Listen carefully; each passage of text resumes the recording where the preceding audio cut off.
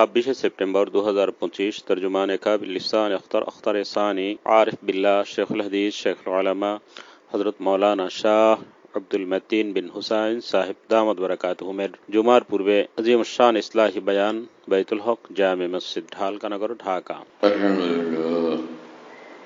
আলহামদুলিল্লাহ ওয়া কাফা ওয়া সালামুন আলা ইবাদিল্লাযীনা ইসতাফা আম্মা বা'দ আউযু বিল্লাহি মিনাশ শাইতানির রাজীম বিসমিল্লাহির রাহমানির রাহিম لقد كان لكم في رسول الله أسوة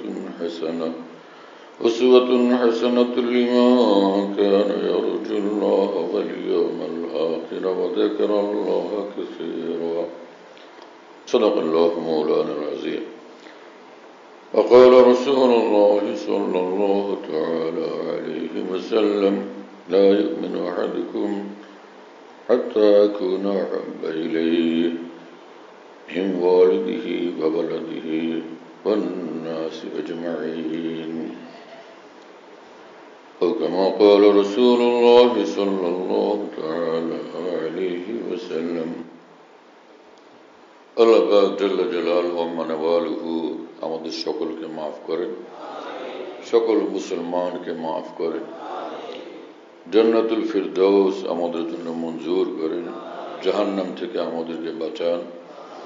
আল্লাহর মহব্বত, রাসূলুল্লাহ সাল্লাল্লাহু আলাইহি ওয়াসাল্লামের মহব্বত, আল্লাহ পাকের ইতাআত, রাসূলুল্লাহ সাল্লাল্লাহু আলাইহি ওয়াসাল্লামের ইতাআত এবং আনুগত্যের জীবন কামিল মুকাম্মাল আমাদেরকে দান করেন। আকাবির দ্বীনের আজমত, মহব্বত, আদব এবং ইত্তেবা অনুসরণ আমাদেরকে নসিব করেন। পবিত্র কোরআনে মহান রব্বুল আলামিন বলেন যে তোমাদের জন্য সুন্দর নমুনা, কামিল নমুনা, পূর্ণাঙ্গ নমুনা, অনিন্দ্য নমুনা, নিখুঁত নমুনা মওজুদ রাসূলুল্লাহ সাল্লাল্লাহু আলাইহি ওয়াসাল্লামের জীবন জুড়ে। লিমান কানা ইয়ারজুল্লাহ ওয়াল ইয়াউমাল আখির, যারা আল্লাহর নিকট যাইতে চায় এবং কাল কিয়ামতকে কামিয়াব করতে চায় এবং আল্লাহ পাকের খুব জিকিরওয়ালা, স্মরণওয়ালা, মহব্বতওয়ালা জিন্দেগি বানাইতে চায়, তাদের জন্য উত্তম নমুনা, সুন্দর নমুনা, কামিল নমুনা, নিখুঁত অনিন্দ্য সুন্দর নমুনা মওজুদ রাসূলুল্লাহ সাল্লাল্লাহু আলাইহি ওয়াসাল্লামের সমগ্র জীবন জুড়ে। এই আয়াতে পাক থেকে এটা স্পষ্ট, যারা আখিরাতে বিশ্বাসী, যারা আল্লাহতে বিশ্বাসী, আখিরাতে বিশ্বাসী এবং যাদের জীবন হবে আল্লাহ পাকের জিকির এবং ইয়াদ, তেরি ইয়াদ है मेरी जिंदगी और तेरा भूल ना मेरी मौत है। আল্লাহ পাকের জিকির, আল্লাহ পাকের স্মরণ, আল্লাহর মহব্বত, ভালোবাসা, আল্লাহ পাকের আনুগত্যই আমাদের জিন্দেগি। জিন্দেগি বলতে এই জিন্দেগিকেই বলে। হ্যাঁ, আল্লাহ পাকের সঙ্গে যদি সম্পর্ক নাই, রাসূলুল্লাহ সাল্লাল্লাহু আলাইহি ওয়াসাল্লামের জীবন আদর্শের অনুসরণ আমাদের জীবনে নাই, সে জিন্দেগি কোনো জিন্দেগি না। তু বরায়ে বন্দগি है याद रख, बहरे सर अफगंदगी है याद रख, चंद रोजा जिंदगी है याद रख, वरना फिर शर्मिंदगी है याद रख, कर ले जो करना आखिर मौत है, एक दिन मरना आखिर मौत है। तुम्हारी जिंदगी আল্লাহ পাকের বন্দেগীর জন্য, আর বন্দেগীর রাস্তা মুহাম্মদুর রাসূলুল্লাহ সাল্লাল্লাহু আলাইহি ওয়াসাল্লামের রাস্তা। নামাজ এক বন্দেগী, নামাজের শুরু থেকে শেষ পর্যন্ত প্রতিটা আমল রাসূলুল্লাহ সাল্লাল্লাহু আলাইহি ওয়াসাল্লামের নামাজের মডেলের অনুসরণে করতে হবে। এ তাকবীরে তাহরিমা, হাত উঠানো, হাত নামানো, হাত বাঁধা এবং এরপরে সানা পড়া, আউযুবিল্লাহ পড়া, বিসমিল্লাহ পড়া, সূরা ফাতিহা পড়া, আরেকটা সূরা মিলানো, সুবহান রাব্বিয়াল আযীম বলা, আবার উঠা, আবার সিজদায় যাওয়া, আবার সিজদা থেকে উঠে বসা, আবার সিজদায় যাওয়া, সুবহান রাব্বিয়াল আলা বলা সিজদার মধ্যে, আবার 2 রাকাত পরে বসা, আত্তাহিয়াত পড়া, আর কিছু না পড়া আত্তাহিয়াতের পরে, শেষ রাকাতে আত্তাহিয়াত পড়া, দুরূদ শরীফ পড়া, আরেকটা দোয়া পড়া, সবকিছু মুহাম্মদুর রাসূলুল্লাহ সাল্লাল্লাহু আলাইহি ওয়াসাল্লামের তরিকা। আর যেখানে রাসূলুল্লাহ সাল্লাল্লাহু আলাইহি ওয়াসাল্লামের তরিকা, আদর্শ বিদ্যমান, ওর ভিতরে নূরই নূর। এইরকম সুন্নত মোতাবেক প্রতিটি আমলের মধ্যে নূরই নূর এবং প্রতিটিকে আমল রহমতওয়ালা, বরকতওয়ালা, আল্লাহ পাকের নৈকট্যওয়ালা, জান্নাতের নিকটবর্তী করে দেয় এক একটা সুন্নত মোতাবেক আমল। नक्श कदम नबी के हैं जन्नत के रास्ते, अल्लाह से मिलाते हैं सुन्नत के रास्ते। আমার শেখ আরিফ বিল্লাহ মৌলানা শাহ হাকিম মোহাম্মদ আখতার সাহেব রহমতুল্লাহ আলী বলেন যে মুহাম্মদুর রাসূলুল্লাহ সাল্লাল্লাহু আলাইহি ওয়াসাল্লামের জীবনের প্রতিটি নকশা, হ্যাঁ, এটা হলো নকশে কদম নবী কে হ্যাঁ জান্নাত কে রাস্তে, এটা হলো জান্নাতের রাস্তা। আল্লাহ সে মিলাতে হ্যাঁ সুন্নত কে রাস্তে, এক একটা সুন্নতের আমল বান্দাকে আল্লাহর সঙ্গে মিলাইয়া দেয়, আল্লাহ পর্যন্ত পৌঁছায় দেয়, আল্লাহর নিকটবর্তী করে দেয়। হাকিমুল উম্মত মুজাদ্দিদ মিল্লাত মাওলানা শাহ আশরাফ আলী থানভী রহমতুল্লাহ আলাইহি পৃথিবীর শ্রেষ্ঠ উলামায়ে দ্বীন যারা, যেমন হযরত মুজাদ্দিদ আল ফিসানি, মুহিউদ্দিন ইবনুল আরবি, ইমাম গজ্জালি, ওই রকম বড় মানুষদের মতো তিনি আরেকজন বড় মানুষ। 2000-এর ঊর্ধ্বে যার কিতাব আছে, কোরআন সুন্নাহর জীবন্ত ব্যাখ্যা ছিলেন হাকিমুল উম্মত মাওলানা আশরাফ আলী থানভী রহমতুল্লাহ আলাইহি। সেই মানুষটা বলেন যে আল্লাহর সঙ্গে সর্বোচ্চ নৈকট্যের সম্পর্ক পয়দা হয় যখন বান্দা সুন্নত মোতাবেক জিন্দেগি বানায়। কারণ আল্লাহ পাক দেখেন যে কার জীবনে মুহাম্মদুর রাসূলুল্লাহ সাল্লাল্লাহু আলাইহি ওয়াসাল্লামের জীবনের প্রতিফলন মওজুদ, যারই জীবন রাসূলুল্লাহ সাল্লাল্লাহু আলাইহি ওয়াসাল্লামের জীবনের যত নিকটবর্তী, সে তত বেশি আল্লাহ পাকের নিকটবর্তী। এজন্য সাহাবায়ে কেরাম রাদিয়াল্লাহু তাআলা আনহুম পরস্পর প্রতিযোগিতা করতেন, কে কত বেশি আল্লাহকে খুশি করার চেষ্টা করে, কে কত বেশি রাসূলুল্লাহ সাল্লাল্লাহু আলাইহি ওয়াসাল্লামের ইত্তেবা অনুসরণ করতে পারে। এক্ষেত্রে তারা পরস্পর প্রতিযোগিতা করতেন একজন আরেকজনের সঙ্গে। আল্লাহ পাক পবিত্র কোরআনে বলেন যে আলহাকুমুত তাকাসুর হাত্তা যুরতুমুল মাকাবির, যে তোমরা দুনিয়ার মানুষেরা দুনিয়ার ধন সম্পদ প্রাচুর্য লাভের জন্য প্রতিযোগিতায় লিপ্ত, কবরস্থানে যাওয়ার আগ পর্যন্ত তোমাদের এই দশা। কিন্তু সাহাবায়ে কেরাম রাদিয়াল্লাহু তাআলা আনহু কে রাসূলুল্লাহ সাল্লাল্লাহু আলাইহি ওয়াসাল্লাম কোরআন সুন্নাহর আলোকে এমন সুন্দরভাবে ইসলামের নমুনা রূপে তৈরি করে নিয়েছিলেন যে খুদ কোরআনে কারীমে রব্বুল আলামিন বলেন আমিনু কামা আমানান নাস আসহাবু রাসূলিল্লাহ সাল্লাল্লাহু আলাইহি ওয়াসাল্লাম, যে মানুষের মতো মানুষ, পৃথিবীর শ্রেষ্ঠ মানুষ মুহাম্মদ সাল্লাল্লাহু আলাইহি ওয়াসাল্লামের এই সাহাবা, তাদের মতো ঈমানি জিন্দেগি তোমরা বানাও তোমাদের কামিয়াবির জন্য। সাহাবা কি ছিলেন? সাহাবায়ে কেরাম রাদিয়াল্লাহু তাআলা আনহু, যে সকল সাহাবা তাদের আদর্শ, তাদের জীবন ছিল নূরে একদম পরিপূর্ণ। সাহাবায়ে কেরামের জীবন আদর্শ এমন ছিল। আল্লাহ তাআলা সাহাবীদের মহব্বত, শ্রদ্ধা, ভক্তি, আদব আমাদেরকে এবং সমস্ত উম্মতকে নসিব করেন। এবং কোরআন শরীফে মহান রব্বুল আলামিন বলেন ওয়াস-সাবিকুনাল আউয়ালুন মিনাল মুহাজিরিন ওয়াল আনসার ওয়াল্লাযীনা তাবাউহুম বিইহসান রাদিয়াল্লাহু আনহুম ওয়া রাযু আন ওয়া'আদ্দা লাহুম জান্নাতিন তাজরি তাহতাহাল আনহার খালিদিনা ফিহা। আল্লাহ পাক জাল্লা জালালুহু ওয়া মানওয়ালু পবিত্র কোরআনে বলেন যে যারা একদম অগ্রগামী, তারা তো সেই অগ্রগামী এবং যারা প্রথম সারির ঈমানওয়ালা। আল্লাহ পাক কোরআনে বলেন যারা একদম অগ্রগামী, যে জীবনে দ্বীনের ক্ষেত্রে প্রতিযোগিতা যারা সারা বিশ্বের মধ্যে অগ্রগামী এবং সারা পৃথিবীর মুমিনদের মধ্যে যারা প্রথম নম্বরে, প্রথম সারিতে, যারা আনসার সাহাবী, মুহাজির সাহাবী, তারা সকলে শুনতেছেন প্রিয় বন্ধুরা, আল্লাহ পাক তাদেরকে ঈমান এবং দ্বীনের ক্ষেত্রে অগ্রগামী বলেন পবিত্র কোরআনে।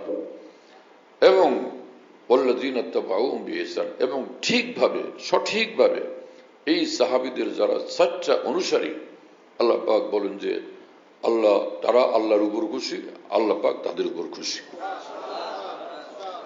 এবং তাদের জন্য জান্নাত একদম পুরোপুরি এখনই প্রস্তুত করে রাখছেন রব্বুল আলামিন, যে জান্নাতের নিচে নহর সমূহ প্রবাহিত হচ্ছে। আল্লাহু আকবার। সাহাবীদের শানে মহান রব্বুল আলামিন এই কথা বলেন। আমাদের ভারত উপমহাদেশে এবং পৃথিবীর কোন কোন জায়গাতে এমন ধরনের ইসলামী চিন্তাবিদ ছিলেন, ইসলামের কল্যাণ চাইতেন, কিন্তু কোরআন সুন্নাহর আলোকে সঠিক বুঝ, সঠিক ইলম, সঠিক বুঝ তার মধ্যে ছিল না, যার কারণে ইসলামের কল্যাণের জন্য জীবনভর চেষ্টা করছেন এবং মানুষ তৈরি করতে থাকছেন, নিজেই ইসলাম সম্পর্কে কঠিন ভুলের মধ্যে ছিলেন। আর এই ভুলের মধ্যে থাকার কারণ হলো ব্যক্তিগত উদ্যোগে, ব্যক্তিগত গবেষণার লোকে কোরআন সুন্নাহকে বোঝার চেষ্টা করা। কারণ কোরআন সুন্নাহ শেখার পথে এক গুরুত্বপূর্ণ শর্ত হলো যে আল ইসনাদু মিনাদ দ্বীন, যে উস্তাদ, দ্বীনি উস্তাদের মাধ্যমে সনদের মাধ্যমে ইসলামকে দিনকে গ্রহণ করতে হয়, শিখতে হয়।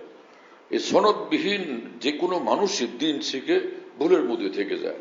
হাজার তার মধ্যে ভালো চিন্তা ফিকির, ভালো আগ্রহ থাকা সত্ত্বেও সে সঠিক পথের সন্ধান লাভ করতে পারে না, যে কোনো জায়গাতে এক্সিডেন্ট করে বসে। কিন্তু একদল আবেগী মুসলমান, সমগ্র উলামায়ে উম্মত তাদেরকে সতর্ক করা সত্ত্বেও তারা সেই পথ থেকে ফিরেন না।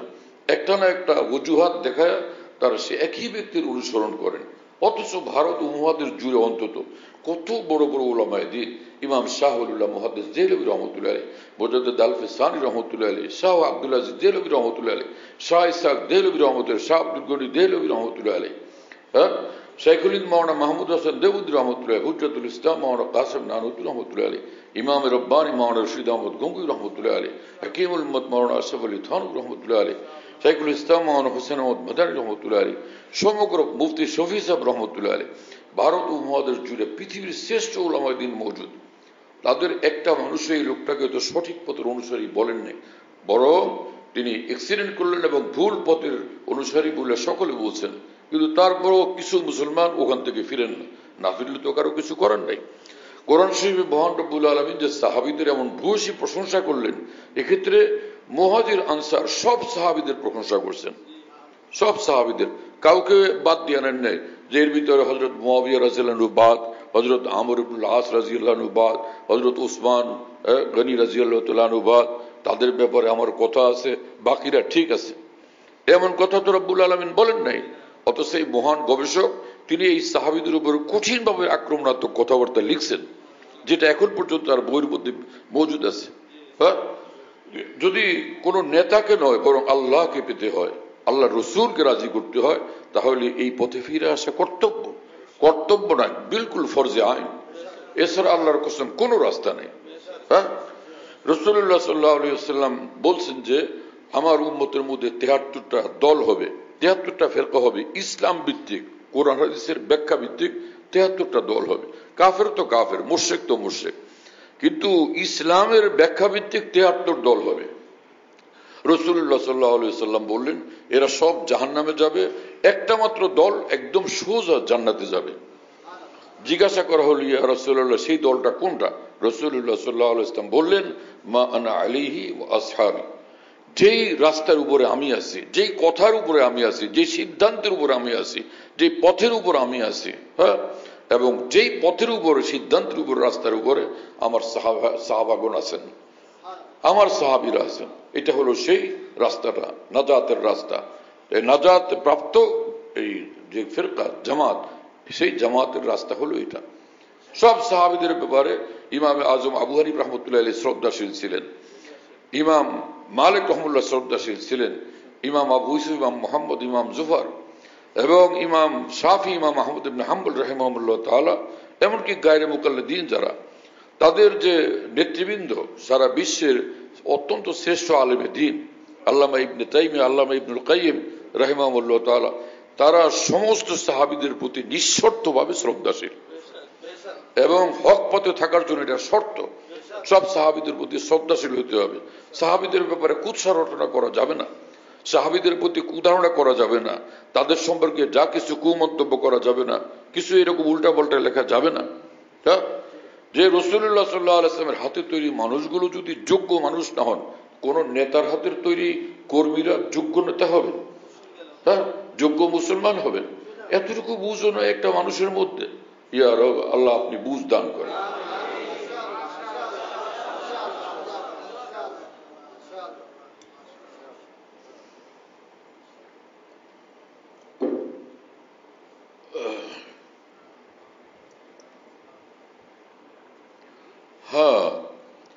তো রাসূলুল্লাহ সাল্লাল্লাহু আলাইহি ওয়াসাল্লামকে আল্লাহ পাক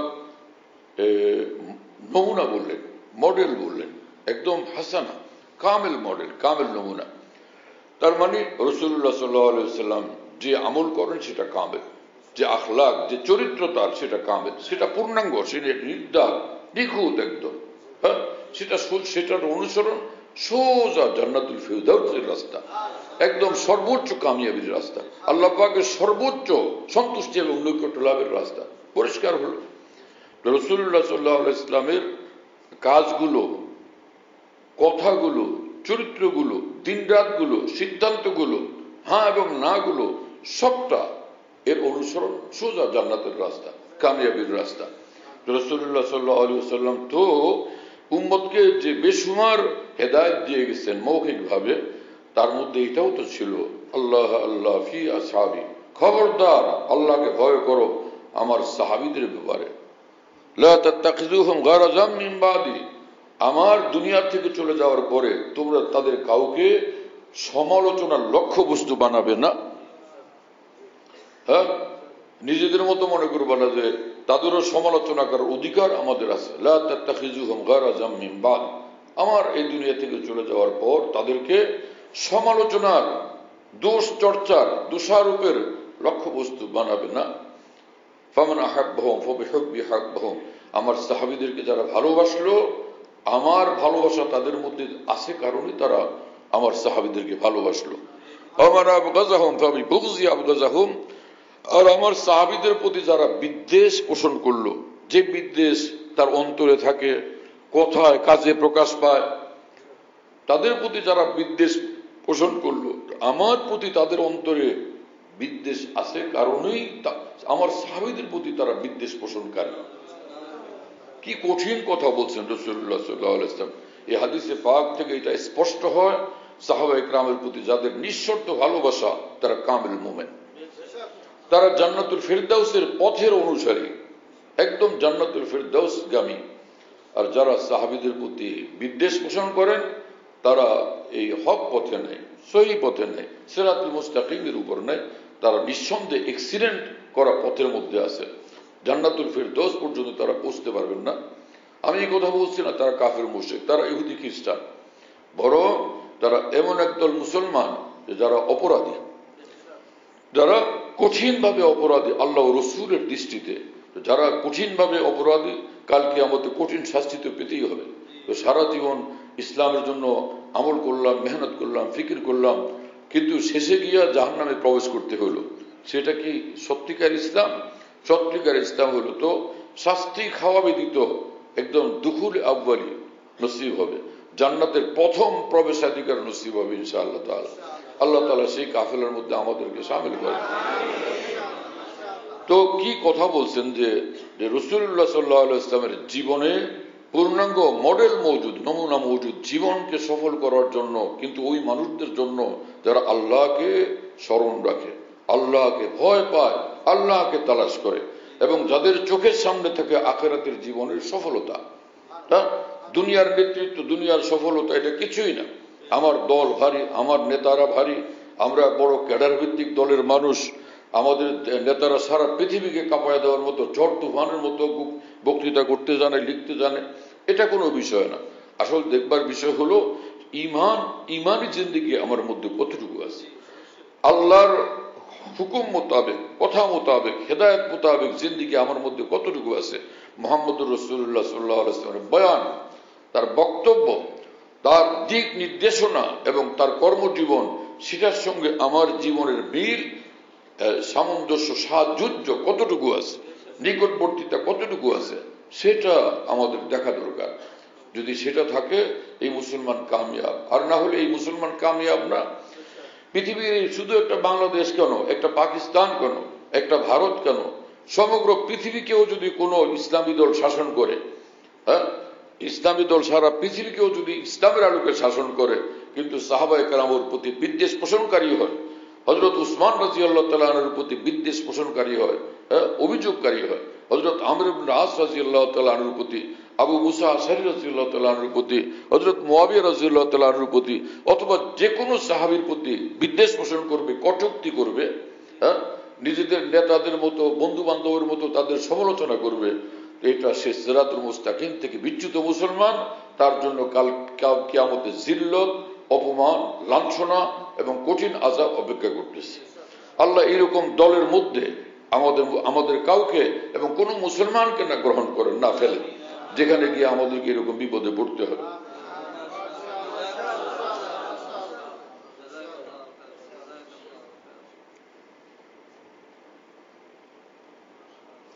রসুল আকরাম সাল্লাল্লাহু আলাইহি সাল্লামের সমগ্র জীবন জুড়ে ফি রাসূলিল্লাহ, রাসূলুল্লাহ সাল্লাল্লাহু আলাইহি সাল্লামের মধ্যে, রাসূলুল্লাহ সাল্লাল্লাহু আলাইহি সাল্লামের মধ্যে মানে রাসূলুল্লাহ সাল্লাল্লাহু আলাইহি সাল্লামের কথার মধ্যে, তার কাজের মধ্যে, আমলের মধ্যে, তার দোয়ার মধ্যে, তার আখলাক চরিত্রের মধ্যে, তার শিক্ষার মধ্যে, তার দিক নির্দেশনার মধ্যে, তার হ্যাঁ না সবকিছুর মধ্যে, তার সকাল সন্ধ্যার মধ্যে, তার দিন রাত্রের মধ্যে, তার খাওয়া দাওয়ার মধ্যে, প্রতিটি আচরণ এবং উচ্চারণের মধ্যে পৃথিবীবাসীর জন্য সর্বোত্তম নির্দাগ নিখুঁত নমুনা মজুদ, নিজের জীবনকে সফল করার জন্য, নিজেকে আল্লাহ পাকের সবচেয়ে প্রিয় বান্দা বানানোর জন্য, জান্নাতুল ফিরদাউসে যাওয়ার জন্য।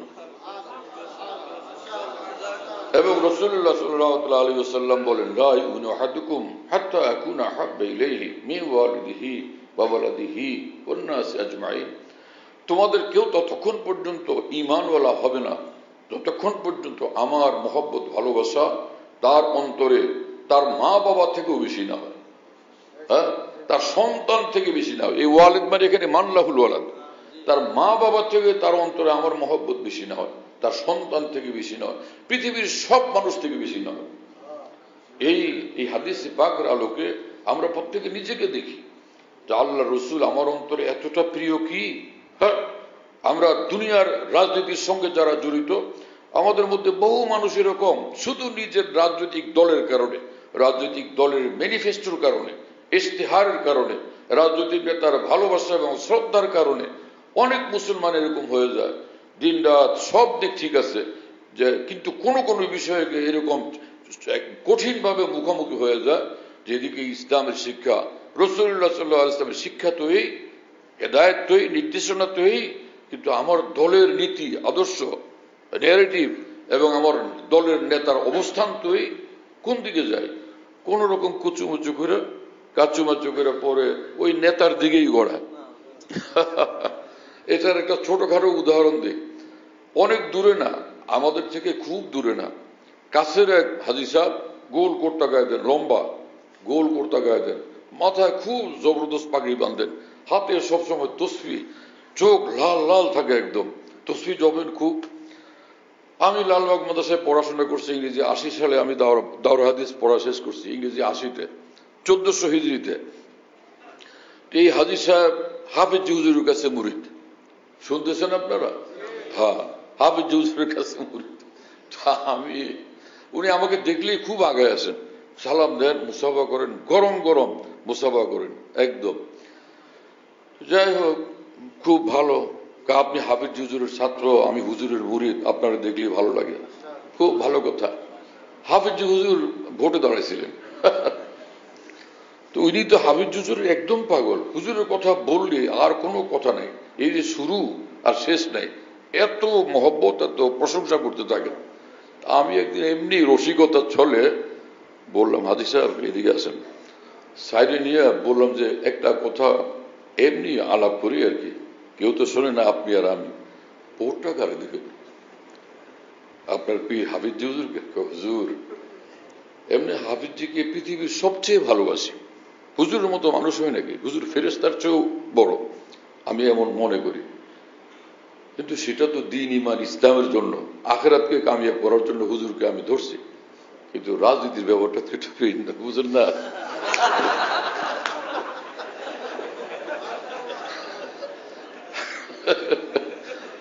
আরে বাপ রে বাপ, হাফিজ হুজুরের জন্য এমন পাগল দেওয়া না, কিন্তু যেই ভোট এইখানে কিন্তু আর বলছে না, এটা তো একটা ভিন্ন ব্যাপার, রাজনীতির ব্যাপার, আমি দলের নামই বলি না, আমি মুখ দল করি, কথা বুঝেন নাই? বড় বড় যে দল কয়টা, তার মধ্যে একটা, আর কি বলব। এইটা এমনি কোনো দৃষ্টান্ত না যে আপনি একটা দৃষ্টান্ত দিলেন তার মানে কি বুঝাচ্ছেন, না, কোনো কিছু বুঝানোর জন্য না, আপনাদেরকে এটা বলার জন্য যে আমি খুঁজতেছিলাম যে এমন একটা কি জিনিস পাই যেটার মধ্যে আমি বুঝাই দিই লোকটা ইসলামকে এড়ায় গিয়া নেতার দিকে এবং পার্টির দিকে, দুনিয়ার দিকে, তার নির্ধারিত একটা ব্যক্তির দিকে ছুটছে তো ছুটছে, এক্ষেত্রে ইসলামের কথা মনে রাখেন না। তো এরকম টাটকা তাজা কোনো সুনির্দিষ্ট বিষয় এই মুহূর্তে আমার মনে না থাকায় কাছাকাছি একটা বিষয় বললাম আর কি, হ্যাঁ, এটা তো একটা বুঝলাম। আপনারা এটা মনে করেন না আমি কোনো কিছু খাস ভাবে সুনির্দিষ্ট ভাবে বুঝাইতে চাইছি। হ্যাঁ, তো জীবনের সর্বক্ষেত্রে সবকিছুতে রাসূলুল্লাহ সাল্লাল্লাহু আলাইহি ওয়াসাল্লামকে ফলো করতে হবে, মানতে হবে। আল্লাহ আমাদেরকে তৌফিক দান করুন। কি কথা যে লা ইয়াকুনু আহাদুকুম, তোমাদের কেউ মুমিন হবে না, তোমাদের কেউই ঈমানদার হবে না ততক্ষণ পর্যন্ত, যতক্ষণ না হাত্তা আকুন আহাব্বা ইলাইহি, ততক্ষণ পর্যন্ত আমি তার কাছে প্রিয় না হব মিন ওয়ালিদিহি। এর অর্থ হলো ওয়ালিদ মানে আরবিতে সাধারণত বাবা, এখানে তা না, এখানে অর্থ হলো মান লাহুল ওয়ালাদ, মিন ওয়ালিদিহি তার বাবা মার চেয়ে, ওয়া ওয়ালাদিহি তার সন্তানের চেয়ে, ওয়ান্নাসি আজমাইন পৃথিবীর সকল মানুষের চেয়ে, যতক্ষণ পর্যন্ত আমি প্রিয় না হব, আমার মহব্বত সবচেয়ে বেশি না হবে। অর্থাৎ যেই বিষয়গুলো রাসূলুল্লাহ সাল্লাল্লাহু আলাইহি ওয়াসাল্লামের মহব্বত, ভালোবাসা, আনুগত্যের সঙ্গে সাংঘর্ষিক, সেগুলো সব নির্দ্বিধায় পরিত্যাগ করে দিতে হবে। চাইতে যে খুশি থাকে আমার উপরে, যে না খুশি থাক, সেটা নিয়ে আমার কোনো পরোয়া নেই। সারা জাহাঁ খেলাফ হো পরোয়ানা চাহিয়ে, মদ্দে নজর তো মর্জিয়ে জানানা চাহিয়ে।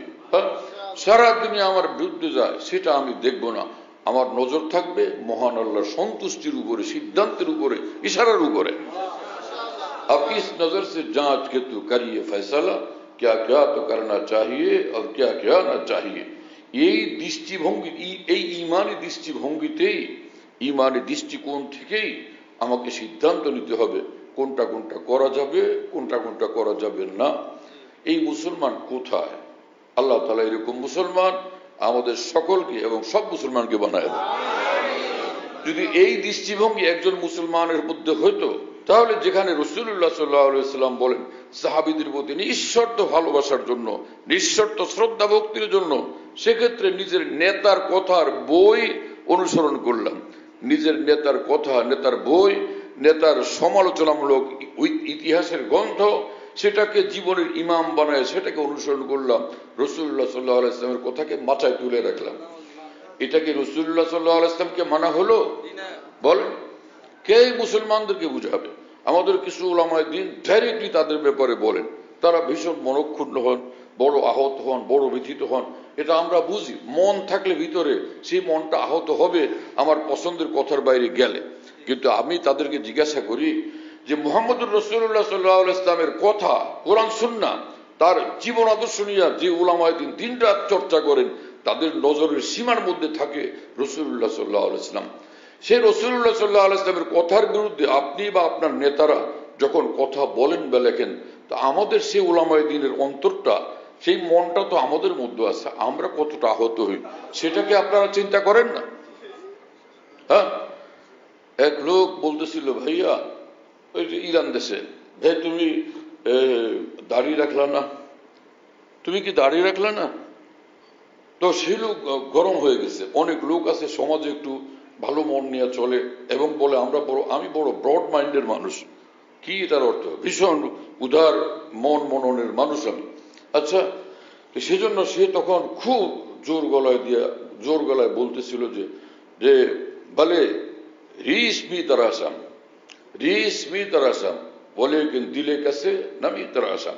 শোনো মিয়া, আমি দাড়ি মুন্ডাই বটে, দাড়িতে আঘাত করে, কিন্তু কোন মানুষের অন্তরে কখনো আঘাত করি না। সে বুঝাইতে চাচ্ছে আমি এত বড় আদর্শবান মানুষ। অন্তরে আঘাত করাই বড় অপরাধ কিনা? দাড়ি কয়টার মধ্যে আঘাত করলাম এটার কতটুকু? তার চেয়ে বড় অপরাধ কারো অন্তরে আঘাত করা, আমি সেটা করি না। কি কথা বুঝেন নাই? যারা নাকি মুহাম্মদুর রাসূলুল্লাহ সাল্লাল্লাহু আলাইহি ওয়াসাল্লামের হেদায়েত আর নির্দেশনা এড়ায়া যৌক্তিক এবং বুদ্ধিভিত্তিক কথা বলে আর সেই পথ ধরে, তারা কেমনটা ভুল করে দেখেন। এখানে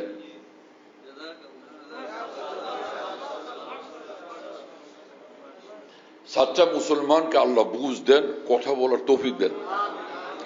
ওই যেই মুসলমানকে এই লোকটা এরকম, এই জ্ঞানী লোকটা, শিক্ষিত লোকটা এইভাবে বলতেছিল, সেই মুসলমান তখন বললেন, বলে দিলে কাছে নামি তারাসি ও লেকিন দিলে মুহাম্মদুর রাসূলুল্লাহ সাল্লাল্লাহু আলাইহি ওয়াসাল্লাম মি তারাসি।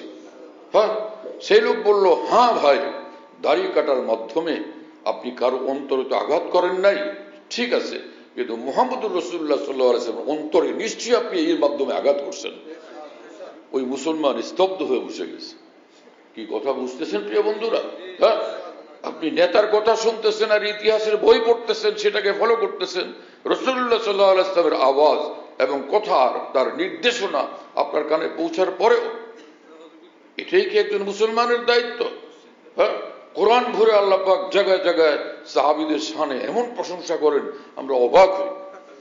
আল্লাহ পাক নিজে রাসূলুল্লাহ সাল্লাল্লাহু আলাইহি ওয়াসাল্লামের সাহাবীদের প্রতি এমনটা সন্তুষ্ট, আল্লাহ নিজে ঘোষণা করে দিলেন, মুহাজির সাহাবী যারা মক্কা থেকে মদিনায় আসছে, অথবা আনসার যারা মদিনা থেকে রাসূলুল্লাহ সাল্লাল্লাহু আলাইহি ওয়াসাল্লাম এবং তার সাথীদেরকে সাহায্য করছেন, আল্লাহ পাক বলেন এদের উভয়ের প্রতি আমি সন্তুষ্ট, এদের উভয়ের প্রতি আমি সন্তুষ্ট, তাদের অনুসারীদের প্রতি আমি সন্তুষ্ট, এবং তাদেরকে আমি জান্নাত দান করব, তাদের অনুসারীদেরকে জান্নাত দান করব। বলে আল্লাহু আকবার। এরপরও কি মুসলমানের বুঝ আসবে না?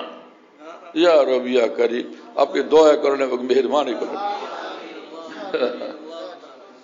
আল্লাহ তাআলার শুকর, আমাদের উলামায়ে কেরামের নজর কোরআনের উপরে, সুন্নাহর উপরে, রাসূলুল্লাহ সাল্লাল্লাহু আলাইহি ওয়াসাল্লামের বাণীর উপরে, তার হেদায়েতের উপরে, তার আদেশ নিষেধের উপরে, তার দিক নির্দেশনার উপরে।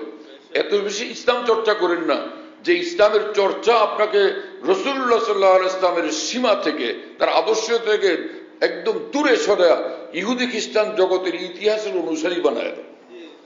ইহুদি খ্রিস্টানরা মুসলিম জাহানের ইতিহাসকে বিকৃত করে এমনভাবে উপস্থাপিত করছে, সেটা দেখলে যে কোনো মুসলমান তখন পেরেশান হয়। আর কলেজ ভার্সিটি গুলোতে এমনই অবস্থা।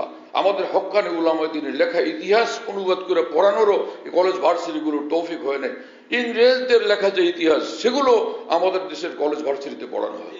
হ্যাঁ, হযরত মুআবিয়া রাদিয়াল্লাহু আনহু সম্পর্কে ইত্যাদি। যাই হোক, হযরত আমর ইবনে আস, হযরত আবু মুসা আশআরী, হযরত আলী এবং হযরত মুআবিয়া রাদিয়াল্লাহু তাআলা আনহুর মধ্যে যে মত বিরোধ ছিল, এই সকল নিয়ে সে পশ্চিমা দুনিয়ার ইতিহাসবেত্তাদের লেখা বইগুলো কলেজ ভার্সিটিতে পড়ানো হয়। আর সেটার আলোকে এই ধরনের মুসলমান তৈরি হয়। আর একদল গবেষক একই পথ অনুসরণ করছেন। আর একদম বেশি পারলে আল বিদায়া ওয়ান নেহা, ইমাম ইমাদউদ্দিন ইবনে কাসিরের আরবি ইতিহাস, এটার একটা রেফারেন্স দিয়ে দিলে মনে করে আরবি বই রেফারেন্স। বাপ রে বাপ, আরবি বই রেফারেন্স! আরবির সব বই কি একদম সব কোরআন সুন্নাহ? আরবির যত বই সব ইসলাম, সব জান্নাতুল ফিরদাউসের রাস্তাওয়ালা। তা আরবি যে সকল বই পুস্তক আছে, যে যত 360 মূর্তি, রাসূলুল্লাহ সাল্লাল্লাহু আলাইহি ওয়াসাল্লাম যখন মক্কা বিজয় করলেন, ওখানে গিয়া যখন উঠলেন, তো হাওলাল কাবা, হ্যাঁ, কাবার চতুর্পাশে 360টা মূর্তি ছিল। সেটা কি বাংলাদেশে ছিল, পাকিস্তানে ছিল, না আরব দেশেই ছিল? সে 360 মূর্তির পূজারী কারা ছিল? আরবের লোক না। আরবের লোক হওয়া এটা কোনো দলিল না। আরবের লোক হওয়া এটা কোনো দলিল না। হ্যাঁ, অমুকে আরব দেশের মানুষ, অমুকে মক্কার মানুষ, অমুকে মদিনার মানুষ। আবু লাহাবের বাড়ি কোথায় ছিল? রাশিয়াতে? মক্কাতে ছিল। আবু জাহালের বাড়ি কোথায় ছিল? হ্যাঁ, মক্কাতেই ছিল। আর আরব দেশের হওয়া, আরবি ভাষাবিদ হওয়া এটা কোনো দলিল না। কোরআন কারীমে আল্লাহ পাক বলে দিয়েছেন, কোরআন সুন্নাহ যারা বুঝবেন সে উলামায়ে দ্বীনকে ফলো করতে হবে হক রাস্তার পাওয়ার জন্য, হক রাস্তার সন্ধান পাওয়ার জন্য, এবং সিরাতুল মুস্তাকিমের রাস্তার উপর চলে জান্নাতে যাওয়ার জন্য। আল্লাহ আমাদেরকে তৌফিক দেন এবং কবুল করেন। ওয়া আখিরু দাওয়ানা আলহামদুলিল্লাহি রাব্বিল আলামিন। সাল্লাল্লাহু আলাইহি ওয়াসাল্লাম। আমাদের ঢালকানগর খানকাহে যেখানে আমি আছি, খানকা ইয়াদগারে হাকিমুল উম্মত। মনে রাখো, বলো খানকা ইয়াদগারে হাকিমুল উম্মত। হাকিমুল উম্মতের স্মৃতি এখানে স্মরণকারী খানকা। হ্যাঁ, হাকিমুল উম্মতের কথাবার্তায় আলোচনা হয় আলহামদুলিল্লাহ। একটা নাম, কিন্তু তামাম আকাবের কথাই আলোচনা হইতে থাকে আলহামদুলিল্লাহ। বাইতুল হক জামে মসজিদ, ছাপড়া মসজিদ বলে। 5 তলা বিল্ডিং, ওটার নাম ছাপড়া মসজিদ। সেই পুরানো নাম এটা আছে। তো ছাপড়া মসজিদ, সেখানে মাসিক ইজতেমা হয় প্রত্যেক ইংরেজি মাসের 2য় বৃহস্পতিবার। আসর থেকে শুরু হয়, রাত 10টা পর্যন্ত, 10:30 পর্যন্ত হয়। তো ওখানে শরীক হওয়ার জন্য চেষ্টা করবেন ইনশাআল্লাহ। খানকা বিডি এই অ্যাপস, এটা খুলতে পারলে ওর মধ্যে বয়ান, কবিতা, বুকস ইত্যাদি সব একসঙ্গে পাওয়া যায়। খানকা বিডি হলো এরকম, স্পেলিং হলো AHANQAH, এর সঙ্গে লাগালাগি বিডি, খানকা বিডি। এই অ্যাপসটা খুললে ওর ভিতরে বয়ানগুলো পাওয়া যায়, এটা ডাইরেক্ট শোনা যায় কি, এবং ডাইরেক্ট শোনা যায়। হযরতুল্লাহ দামাত বারাকাতুহুর বয়ান যেখানে বয়ান করেন সব বয়ান নেটের মাধ্যমে, টেলিগ্রামের মাধ্যমে পাওয়া যাচ্ছে। হযরতুল্লাহ দামাত বারাকাতুহু যখন বয়ান করেন, বয়ানটা আমরা দেশ বিদেশ থেকে, দুনিয়ার যে কোনো জায়গা থেকে আমরা পেতে পারি। এই জন্য মুফতি শহীদুল ইসলাম শাহ হুজুরের নম্বরে যোগাযোগ করবেন 01715 80 18 69 80 18 69 01715 80 18 69, যাতে মনে থাকবে ইনশাআল্লাহ সবার। 01715 80 18 69। বলো ভাই, 01715 80 18 69। অনেক সোজা তো ভাই, মাশাআল্লাহ, অনেক সোজা করে দিছে।